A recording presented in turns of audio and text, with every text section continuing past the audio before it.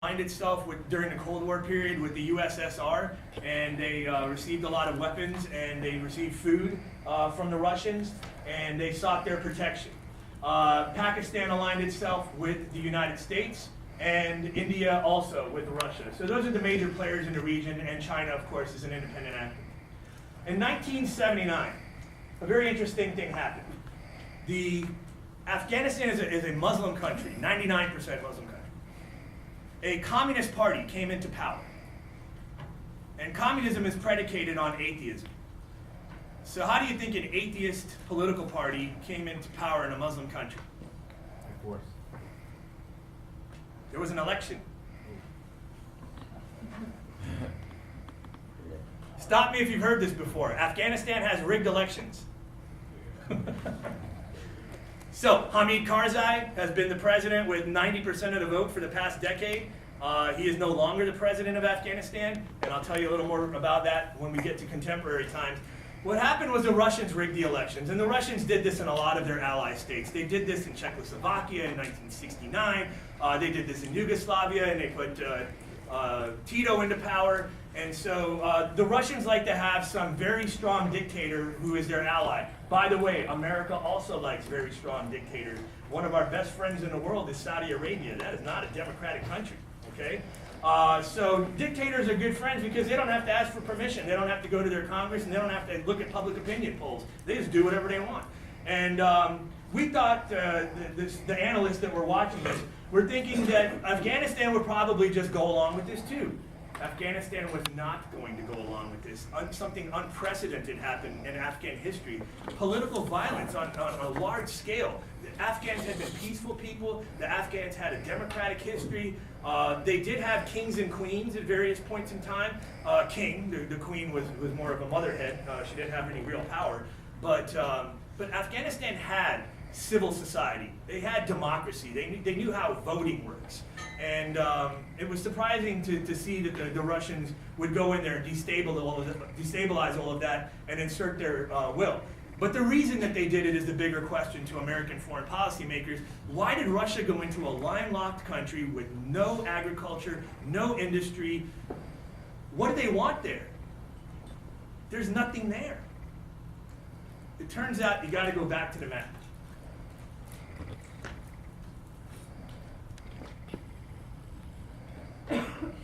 This map. So, why this landlocked country? Well, if you look at the history of the USSR, they were playing a game. All of Asia is a chessboard. Have you guys played the game of Risk? Okay, you want to roll your dice, move your men in, surround a country, eventually take it over, and the goal of the game is? Control the board, right. So, the Russians have a problem. Their naval fleet is frozen 6 months out of the year.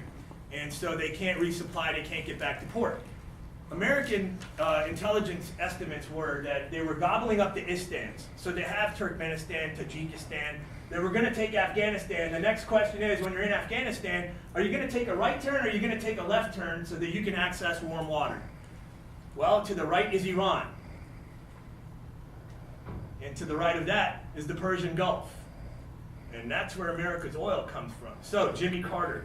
President Carter, a guy we don't talk a whole lot about these days and times, but we probably should.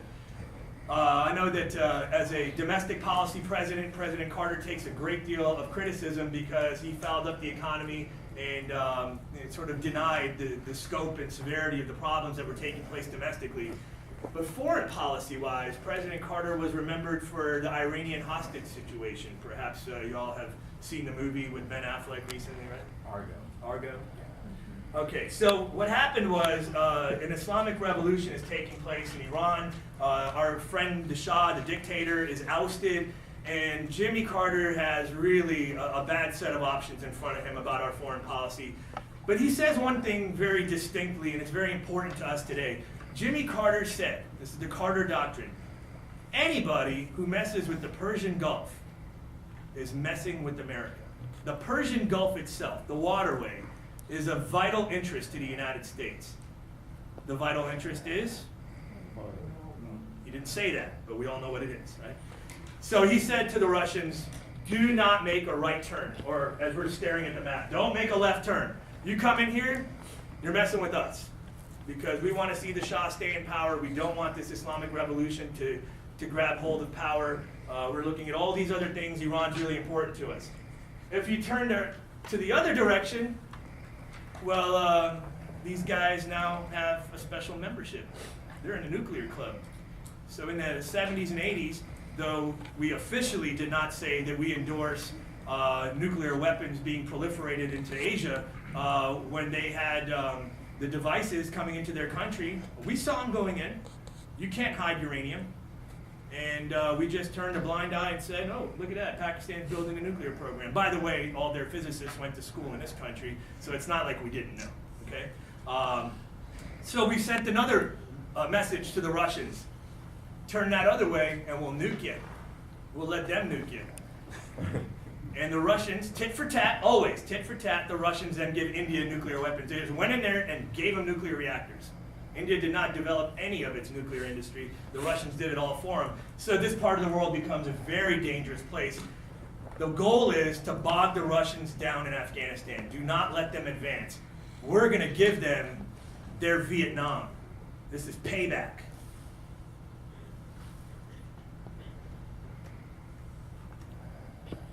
Now, Soviet Premier Brezhnev has said that he has a policy, and he did not share this with the rest of the world until the Soviet Union collapsed in 1991. The Brezhnev policy was, once you turn communist, you can't turn back. So even if they rigged an election, this was official Russian policy that we will support our communist allies all over the world as they were exporting communism. So there's that aspect of it as well. There's the political aspect, there's the geostrategic aspect of having naval ports. The bottom line is America will not allow them to advance. And so we began covertly funding the Afghan resistance, who are known as the Mujahideen, and through the Soviet Union, to bog down the Soviet Union, this is a fun story. We use Egyptian weapons that were given to them by the Russians, that are paid for with Saudi money, are delivered by Israel to Pakistan, put on donkeys, and walked into Afghanistan. So there's an elaborate international scheme to hold the Russians back. And it works. But when I said that the operation was covert, there's a little bit of a problem. That guy standing right there, it has a Stinger missile on his shoulder, and on the side of that missile launcher it says, "Made in Oklahoma." So we decided to take our gloves off. The CIA and our RDS, which stands for Rapid Deployment Forces, this is your SEAL teams and your SOCOM, Special Operations Command, and Delta Force, which of course doesn't officially exist, but they have a building in Georgia that has a triangle on the side of it, so I guess that means something else besides Delta. They exist, of course. Went in there and we armed the Afghans with modern American weapons because the Afghans were getting slaughtered. And they were getting slaughtered by one specific piece of Soviet technology.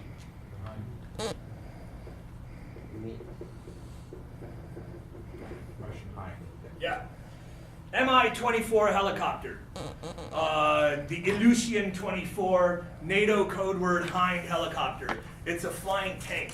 It has a gunner in the front. You've probably seen this helicopter. It's not very fancy looking, but it's got a pod with the gunner, it's got a pod with the pilot, and it's heavily armored. No small arms fire is going to take this thing down. And what it did was, they would go and bomb the cities and chase the Afghans out into the plains. And when the people were running, the helicopter would come in and just mow them down in the open. The Afghans had nowhere to hide, except for in the mountains.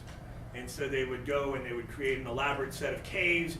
And we all found this out much, much later when the United States went in there, how expansive this cave system was. But when they were down in the plains, they were just getting killed. So we gave them the Stinger missile, which has a lock-in fire technology associated with it. You lock onto the heat signature and just fire and forget. The missile goes and does the rest. The interesting thing about the Mi-24 helicopter's heat signature is that it comes from its tail rotor. So we taught a resistance force to shoot modern helicopters down by hitting them in the tail rotor. Stop me if any of this sounds familiar. Anybody seen the movie Black Hawk Down? Yes. How did Somalis learn how to fire shoulder-fire missiles at close range into American helicopters? Well, that's our tactic. Now somebody's using our tactic against us. So somebody has trained the Somalis how to fight. Somebody has been training the Somalis in Afghanistan. This guy's name is Osama bin Laden. But in 1994, we didn't know what Al-Qaeda and bin Laden was. But the evidence was there, and of course, this is my area of research. I started putting the pieces together, and I said, oh, this guy's been around for a long time. And we missed it. All right, now, what happens is the Soviets, using depopulation, have decimated the Afghan population. They've killed a third of the people. One half have escaped into refugee camps. And what's left in Afghanistan is a disaster of epic proportions. In 1989, when the Russian air power is being knocked out of the sky, in 1988, sorry, the war has completely shifted tides, and the Russians have decided they spent too many men and too much money. It's time to withdraw. Also, internally, their economy is collapsing. They're involved in an arms race with the United States. They've been, through propaganda, telling their people that they were winning this war. And again, the parallels to Vietnam are very similar. This is what we wanted to happen to the Russians. We wanted them to have an expensive war with high casualty rates, and for the people to find out that they weren't really winning. When the Russian people found out that the war had cost them untold billions, and listen to this kill total, 150,000 Russian soldiers killed in action out of 550,000 that were deployed. 550,000. They sent 500,000 troops in Afghanistan, and they could not conquer that country. By comparison, the United States sent 30,000. At the height of our deployment, 100,000. Not even close to the troop levels that the Russians had. General Shinseki, who was recently involved in the VA scandal, when he was a member of the Joint Chiefs, said to President Bush, you can't do this without 500,000 troops. You got to send 500,000 troops into Afghanistan. General Shinseki was fired for saying that. So it's interesting. He knew his history. He knew if you're going to put troops on the ground, you got to put lots of troops on the ground.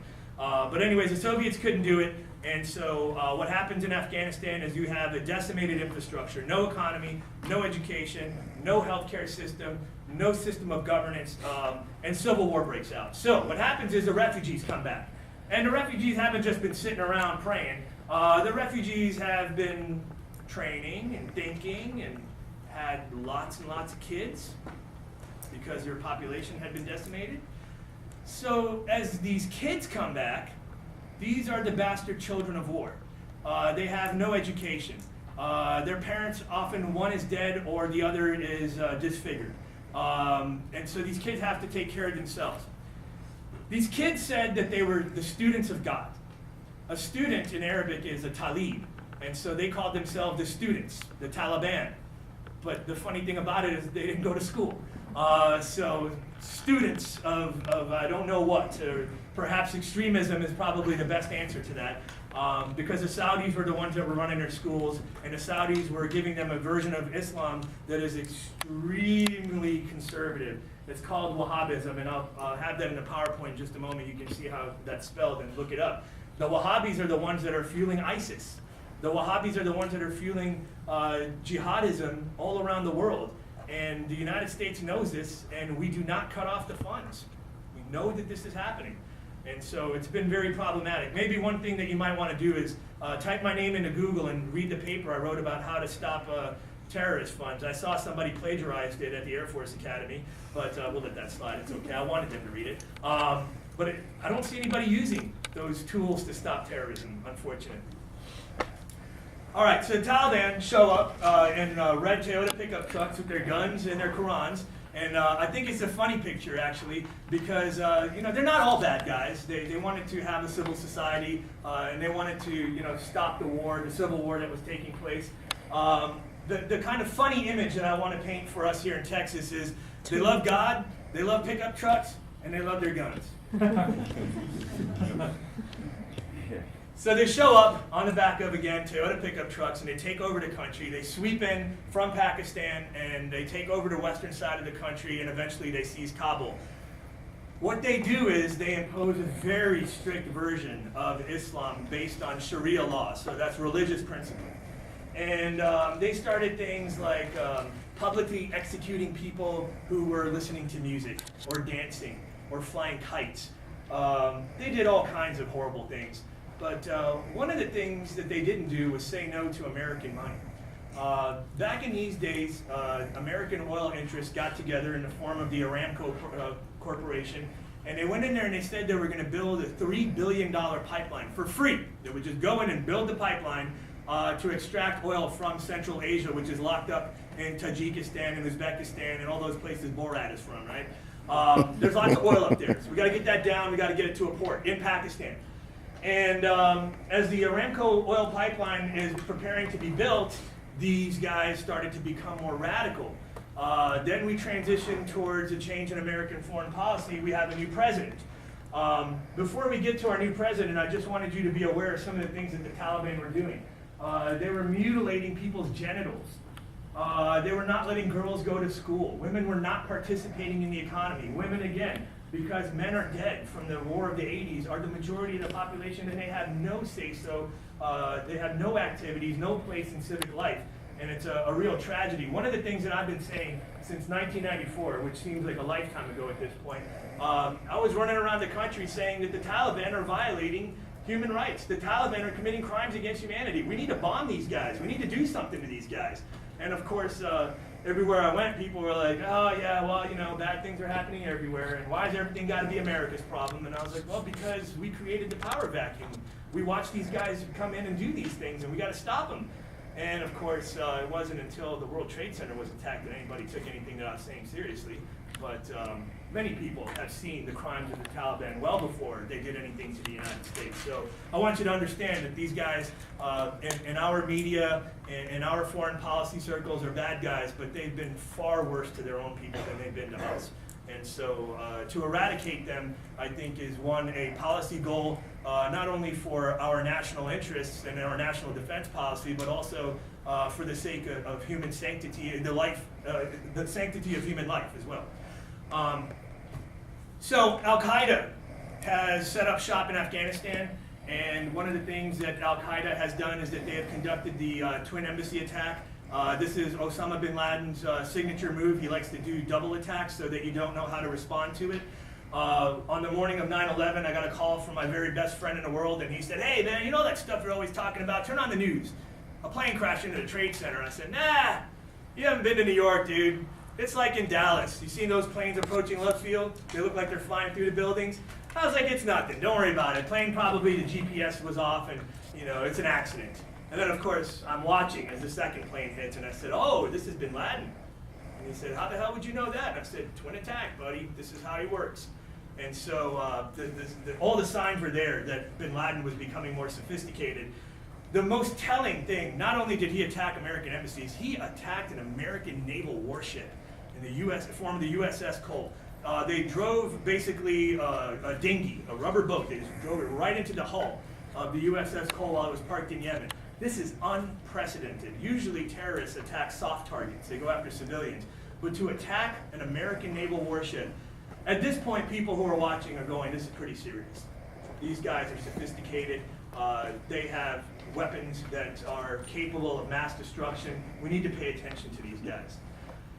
In 1998, the day that President Clinton is facing the grand jury for the Lewinsky trial, he attacks a cruise missile strike on, he orders a cruise missile strike on Afghanistan.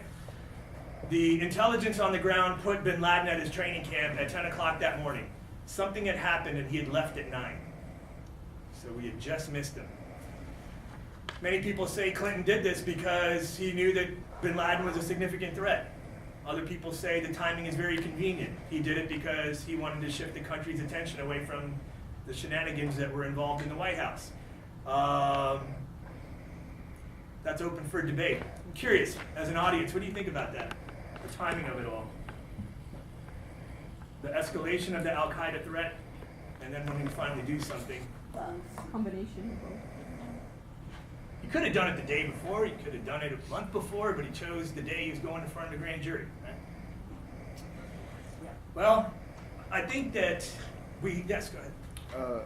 I just think that maybe the politics of fear could work in like the vice versa, and maybe it wouldn't be so much that there's the issue, it's not made to shift his personal issue. It's and more at the policy. The issue is made to take away from the policy rather than what's going on in the courtroom to pull public opinion or whatever away. Okay. Didn't hear him. I did not hear his point. Would you repeat that, please? No. I don't know how to construct it. The policy or what Clinton was going through in the courtroom was made to take away from what was going on in Afghanistan and that conflict over there. Okay, so he's suggesting that the issues that Clinton is facing with his presidency are also manufactured to take public opinion from, which was very positive for Clinton, and make it a little more negative. And then of course that has something to do with the shifting in the balance of power in Congress around those days and times. Certainly, Clinton had his enemies, and they backed him into a corner. And Clinton played with public opinion a lot. But one of the reasons that I asked you guys this question was, why did we kill bin Laden when we killed bin Laden? We eventually got him, right? What took so long?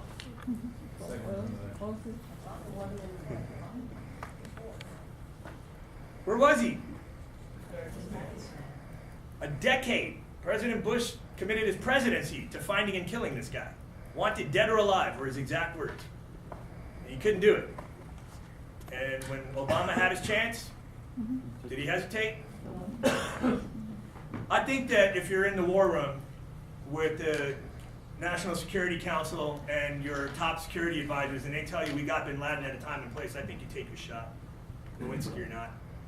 And I think that we saw in President Obama that when he got the news, as the story goes, he was told, "Sir, we got an 80% likelihood that this is him and we got him." And he said, "Well, 80 is better than 0, so go ahead."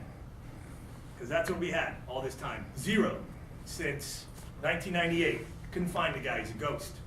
So luckily we did eventually get him. Now, what happens in 2001 that starts to turn global attention in the direction of these guys is that they destroyed the sacred Buddhas of Binyan. Statues that are significant to the world. The UN dedicated this place as a World Heritage Site, but specifically to 1 billion people. This is a significant site. And so now the Asian countries have turned their angst towards the Taliban. Okay, 9/11 happens. The plot to 9/11 is not really relevant to our policy. We're going to talk about what happened when we got there. But there are all kinds of indications, and you can read the 9/11 Commission report, that we had, our intelligence had picked up that there's a credible threat against our country. The CIA had a guy who turned himself in at our embassy in Saudi Arabia and said there's an imminent attack on the United States. I want asylum in your country for telling me this. I can be killed by Al-Qaeda. And they did not take this man seriously. But what we knew is that there was an imminent threat to the United States. It did not hit the national security wire, all hands on deck, all eyes open, all radars on. Unfortunately, our intelligence community was very fragmented, so the way that they communicated with one another lacked this operational mandate known as interoperability. The different agencies didn't communicate. After 9/11, we've addressed that issue to some extent, but yeah, we knew it was coming. We didn't know where. We didn't know which airport they were going to take the planes from, which turned out to be Boston. But for the officials at Boston Airport to not have their eyes wide open for people on the terrorist watch list hijacking planes is a monumental failure of domestic policy. So I make the argument that 9/11 shouldn't have happened. It was a fluke. These guys got away with the sucker punch, and as you know, they've never been able to pull off anything even close to that since then. They've now resorted to doing stupid things like going to Lowe's or Home Depot and buying an axe and throwing it at people and that kind of stuff, okay? Hijacking planes, we're watching now. You're not going to get away with it. And all hands are on deck and all radars are on. We're looking for chemical, biological, nuclear weapons. They're not going to be able to pull something off on that scale again. The question was, what should we do about it? Now, this is where I have a personal connection with this story. There are very few people in this country who are running around saying we need to bomb the Taliban before 9/11. I happen to be one of those people. There are very few people that are from this part of the world that speak the languages that are American citizens and are eligible for top secret access. So it turns out I'm on a list of 147 eligible people, is what my CIA handler told me. I was special. It's nice when your mom and dad say it. It's even nicer when the CIA says it. So they weren't the only ones that came knocking. DEA and FBI and Special Operations Command, they all made sweet pitches. They said, you're going to come in, you're going to be an officer, we're going to start you at $80,000. I'm like, so put that in writing. Oh, we can't do that till you pass your training. And I was like, so always get everything in writing from the government, okay? And I got a written contract and I signed it, but first they kind of put me through a vetting process. So I decided on CIA was a government agency I wanted to get in with because I watched lots of James Bond movies and I thought I'd travel the world and sip fancy martinis and Casino Royale and kill the bad guys with poison pills and stuff like that, right? So, anyways, it sounded like it'd be interesting. Really, to be honest with you, I don't want to go out and kill anybody. I wanted to sit at the Afghan desk and I wanted to advise our top policymakers on how to deal with this part of the world. So I just wanted to really be a nerd at a desk and do my research and submit reports. I would have been happy with that. That wasn't what they wanted me for. So it turns out that my handler brings me in to do some civilian contracting. Basically, I went up to Langley and I told them stories about Afghanistan. I said it's not a good idea to put troops on the ground there. Throughout history, armies have gone there and they've met their end. I don't think it's advisable. I said bomb these guys. That's what you should do. America's good at this, right? Whenever we have problems, we bomb people. Bomb these guys. They have nowhere to hide. They can't deal with air power. Air power is what was going to finish them off with the Soviets, and America has the most sophisticated air force in the world. So we can put our drones up there, we have our satellites up there. These guys aren't going to hide from us. Don't put troops on the ground. Well, it turns out that I wasn't giving them the answer that they wanted. So even though I had a signed contract to become a CIA operative, when I got home, they left a message on my answering machine that we're not going to hire you for whatever reason. I don't know who I pissed off or what it was. But it turns out that they wanted people to walk in that room and go, yes, sir, good idea, sir. Put troops on the ground, sir. And I wasn't that guy.